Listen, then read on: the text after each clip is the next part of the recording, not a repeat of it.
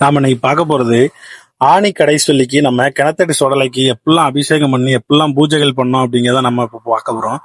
முதல்ல கோயில் எல்லாத்தையும் கழுவி நல்லா சுத்தபத்தமா ஆக்கியாச்சு. அதுக்கப்புறமா எல்லா தெய்வத்துக்கும் ஒரு அபிஷேகம் பண்ணோம். அது என்ன மாதிரி அபிஷேகம் அப்படின்னா, இப்ப நான் உங்களுக்கு வீடியோ போடுறேன். நம்ம சுடலைக்கு சந்தன அபிஷேகம், குங்கும அபிஷேகம், திருநார் அபிஷேகம், இந்த மாதிரி 3 அபிஷேகங்கள் பண்ணோம். நம்ம கிணத்தடி சுடலைக்கு எந்த மாதிரி அபிஷேகம் பண்ணோமோ அதே மாதிரி நம்ம கோயில் உள்ள எல்லா தெய்வங்களுக்குமான அபிஷேகங்கள் பண்ணோம். ஆனா நான் உங்களுக்கு வீடியோல நம்ம சுடலை மடனுக்குள்ள அபிஷேக வீடியோ மட்டும்தான் காட்டியிருக்கேன். மற்ற தெய்வங்களுக்குள்ள வீடியோ அடுத்தடுத்த வீடியோல வரும்போது அந்த தெய்வங்களோட வீடியோகள் எல்லாம் வரும்.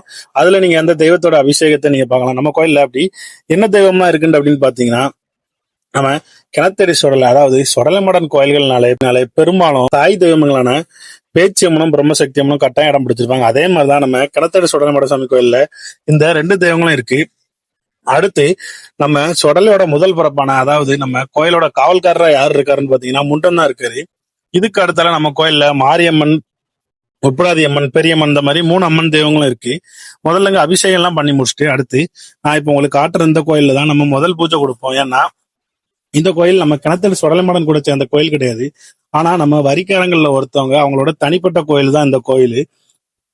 இந்த கோயில்ல தான் நம்ம பூர்வீகமாவே, அதாவது நம்ம முன்னோர்கள் காலத்துல இருந்தே இங்கதான் முதல் பூஜை கொடுத்துட்டு அதுக்கு அப்புறமா தான் நம்ம கிணத்தடி சுடலைக்கு பூஜைகள் கொடுப்போம்.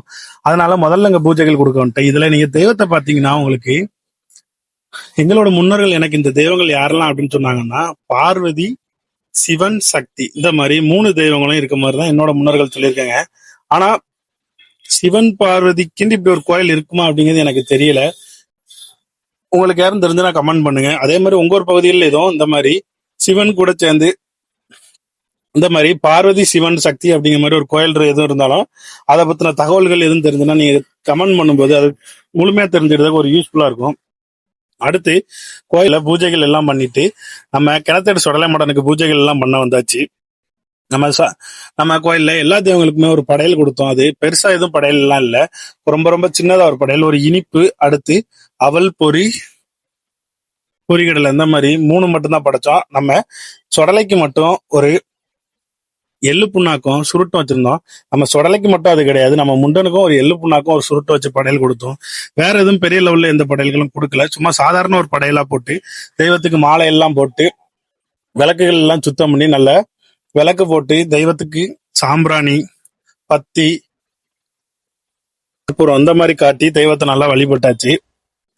மற்ற கோயில்கள் எல்லாம் ஏதாவது சக்கரை பொங்கலோ இல்ல ஒரு சாப்பாடை பண்ணி இந்த சாமிக்கு படைச்சுதான் வழங்குவாங்க கடை சொல்லி தரும். ஆனா நம்ம கோயில்ல நான் தனிப்பட்ட முறையில தான் இந்த மாதிரி எல்லாம் பண்ணிட்டு இருக்கனால எனக்கு போதிய நேரமும் காலவாசமும் கிடைக்காதனால இந்த மாதிரி ஒரு சிம்பிளா சாமிக்கு ஒரு அவல் பொரிகள்ல மட்டும் படைச்சிட்டு சாமி கும்பிட்டு வந்துருவேன். காலப்போக்குல நம்ம தெய்வம் அருளால, அதாவது நம்ம கிணத்தடி சுடலை மடன் அருளால எனக்கும் அந்த மாதிரி சக்கரை பொங்கல் சாப்பாடு எல்லாம் போட்டு சாமியை வழிபடணும் அப்படிங்கிற ஒரு ஆசை இருக்கு. அதுக்கு தெய்வம் தான் வழிவிடணும். இதே மாதிரி நீங்க உங்க ஒரு பகுதியில் உள்ள கோயில்கள்லயும் நீங்க ஒருத்தரா இருந்து என்ன சாமியை கும்பிட முடியும் அப்படின்னு நினைக்காதீங்க. உங்களால முடிஞ்ச அளவுக்கு ஒரு சாமிக்கு ஒரு சின்னதா ஒரு பூ, அதாவது ஒரு கண்ணி பூ வச்சாலும் அந்த தெய்வம் அதை சந்தோஷமா ஏத்துக்கிடும். அதே மாதிரி ஒரு கற்பூரம் பொருத்தி வச்சாலும் போதும், ஒரு சாம்பிராணி பொருத்தி வச்சாலும் போதும்.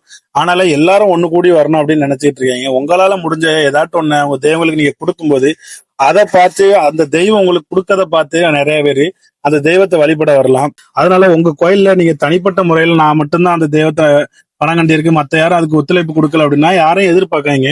உங்களால என்ன முடியுமோ அதை நீங்க தெய்வத்துக்கு பண்ண ஆரம்பிக்கும் போது அந்த தெய்வமே அவங்கள, அதாவது உங்க கோயிலோட வரிக்காரங்களோ இல்ல அந்த கோயிலுக்கு சம்பந்தப்பட்டவங்களே அந்த தெய்வமே அந்த அருளால உங்களை இழுத்து கொண்டு வந்துடும். ஏன்னா நம்ம குலதெய்வத்துக்கு எப்படி நம்ம வருஷம் திருவிழா நடத்துவோமோ அதே மாதிரி தெய்வம் நம்ம குலதெய்வத்துக்கு நம்ம மட்டும்தான் போய் அந்த தெய்வத்தை வழிபடுவோம். அதனால அந்த தெய்வத்தை வாரத்துல ஒரு நாளாவது, ஏதாவது ஒரு செவ்வாய் வழியோ இல்ல இந்த மாதிரி மாசத்துல ஒரு நாள் கடை சொல்லி தரவங்களையோ ஒரு சின்னதா ஒரு பூஜைகளோ இல்ல ஒரு சின்னதா ஒரு படையில ஏதோ ஒண்ணு கொடுக்கும்போது அந்த தெய்வத்தோட சக்தி ரொம்ப அளவு கடந்து நிற்கும்.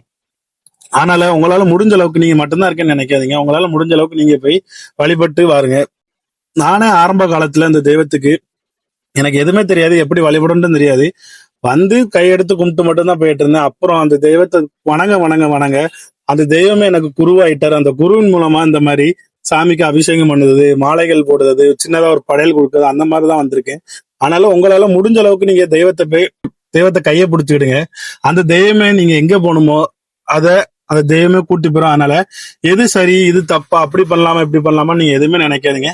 உங்களால என்ன பண்ண முடியுமோ, உங்களால இதுதான் என்னால பண்ண முடியும்னா அதை நீங்க ஆரம்பத்துல பண்ண ஆரம்பிக்கும் போது அந்த தெய்வமே உங்களை கையை பிடிச்சி எனக்கு இதெல்லாம் வேணும், எனக்கு இந்த மாதிரி எல்லாம் பண்ணு அப்படின்னு சொல்லி அந்த தெய்வமே உங்களுக்கு ஒரு குருவாவோ ஒரு ஆசானாவோ மாறி உங்க வாழ்க்கைக்கு தேவையான நல்லது கெட்டதுகளை எல்லாத்தையும் உங்களுக்கு கொடுத்து அந்த மாதிரி உங்களுக்கு தெய்வத்தை அருளின் கொடுக்க ஆரம்பிச்சிடும். அதனால தயங்காம துணிஞ்சு உங்களால முடிஞ்சதை வச்சு அந்த தெய்வத்தை வழி விடுங்க. ஏன்னா அது நம்ம குல தெய்வம்.